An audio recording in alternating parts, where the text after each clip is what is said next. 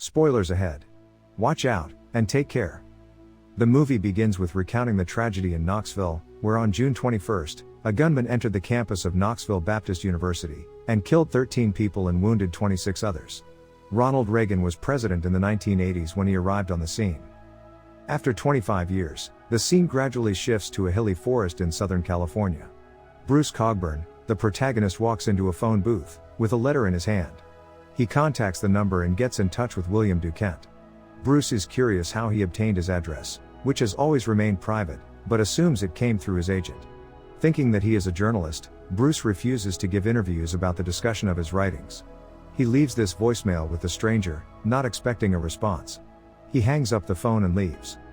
Some time later, the letters keep coming, and Bruce is frustrated to find more letters from William Dukent. As he checks, he leaves another voice message, this time railing against the hateful letters, and demanding to know why he did not write the second part of the book, The Infernal Machine. In response, Bruce tells him about the horrible disaster that occurred in Knoxville on June 21st, and assures him that William should be aware of the event that forced him not to write any more books. Bruce is a famous author, best known for his iconic and controversial novel The Infernal Machine, but the bites of old age have turned him into a slacker addicted to smoking. His house is as dirty as if a storm had passed through it, and he himself leads a dirty lifestyle. He is awakened by the nightmare of a fire, and for the rest of the day, he is haunted by letters from his obsessed fan, William Dukent. He has become an alcoholic as time goes on. Early in the morning, he takes a bottle of alcohol and then enjoys a cigarette, while admiring the view. He finds a package containing Dukent's gifts, including the ink ribbon Bruce used to write his famous book. He discovers that Dukent knows a lot about him, and sends a threatening voice message to this strange stranger, asking him not to send any more letters or anything else. His exterior is troubled, because inside he is scared. One evening, he notices a car behind him, and begins to speed up, fearing that it is following him.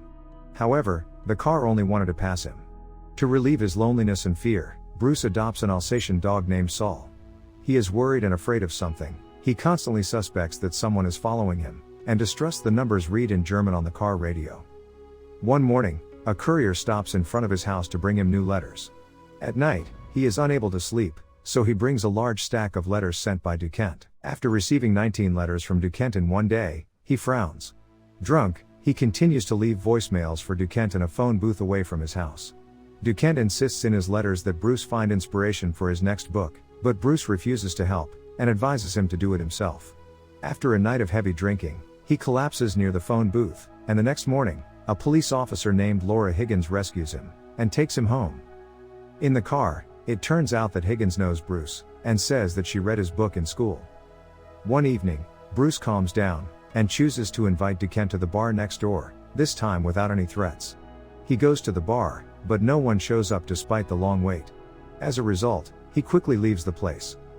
Despite his anger, he decides not to contact Dukent again, and instead goes to the Rapido Express service office, where he receives his letters. Instead of getting Dukent's address, it turns out that no letters have arrived at Bruce's address. After discovering that someone is playing a cruel joke on him, he consults Officer Higgins, who is walking with his daughter. However, he does not derive any useful information. Suspicious, Bruce searches for information about the June 21st Knoxville incident, on a computer at a nearby cafe, where he encounters a controversial reality of his life. Dwight Tufford, a young boy, was responsible for the horrific Knoxville massacre. He killed 13 people and injured 26 others. During the court trial, Dwight blamed everything on Bruce Cogburn's The Infernal Machine, and as soon as the news flashes before his eyes, Bruce panics and flees. According to Dwight, the book influenced him to go against God, which could be a misinterpretation, but whatever the case, the book and its possible author, Bruce, received too much attention. Because of this connection between the book and the shooting, Bruce's life changes after the killer's confession. One evening, he notices a dilapidated house with a parked Rapido Express car. He is attracted to the vehicle, and enters to find a replica of the Knoxville mass murder. Soon, he discovers only the pages of his diplomatic book are taped to the walls of the adjacent room. In his search for answers, he enters the room with Officer Higgins, and finds a CD of Dwight's interrogation of God's dominoes. He recognizes that the famous novel had a significant influence on Dwight. The book convinced him that God should be punished for creating humans with disabilities, because he created them as mortal beings who would eventually die.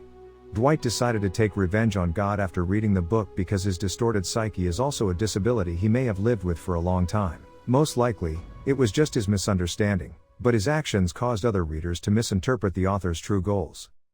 Bruce leaves the room, worried and terrified about everything. A few days later, he visits Dwight's prison, learning its location. Bruce asks him for information about William Duquette. Conversations with him reveal that he is furious with Bruce, because he feels that he is in this situation only because of him. He thinks Bruce should be arrested and imprisoned, because the author inspired him. He cites reading the German issue, and claims that Duquette promised to put him in touch with Bruce.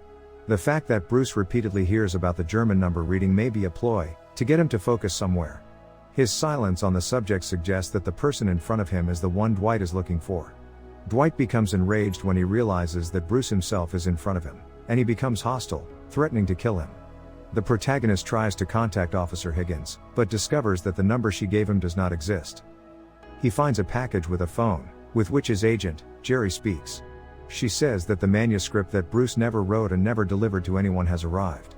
The draft amazes Bruce when he finally receives it from his agency. It turns out that Bruce's conversations with everyone up to that point have been documented on pages and pages of scripts. One night, he even finds a CCTV recorder strapped around his dog's neck, which he opens and throws away. At this moment, he is certain that he is being watched at all times. One night, he calls Duquette, and insults him, thinking that he wrote the manuscript. The next day, he discovers that Dwight has escaped from prison, and killed a lot of people. Bruce finds Officer Higgins' apparent daughter, and discovers that she is not actually his daughter. Shocked, Bruce performs further research, and finds Officer Higgins' uniform, which makes him believe that she has deceived him about everything. One night, he finds Higgins in a club. She informs him that she worked with Duquette, and helped him keep an eye on Bruce. She assures him, however, that Duquette will reveal the rest of the truth when they meet. Few days later, Dwight goes to Bruce's house to kill him. Dwight enters the house with a gun, and finds him in a room. Bruce distracts him by talking, and then assaults him.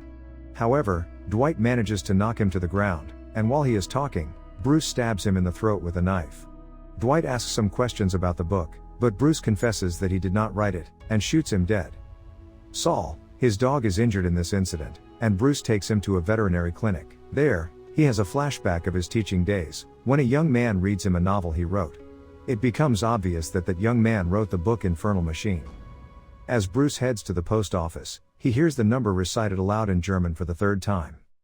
He realizes that number might take him somewhere where he could solve the mystery. He thinks it comes from a distant tower, which he follows, until he comes to a strangely desolate field.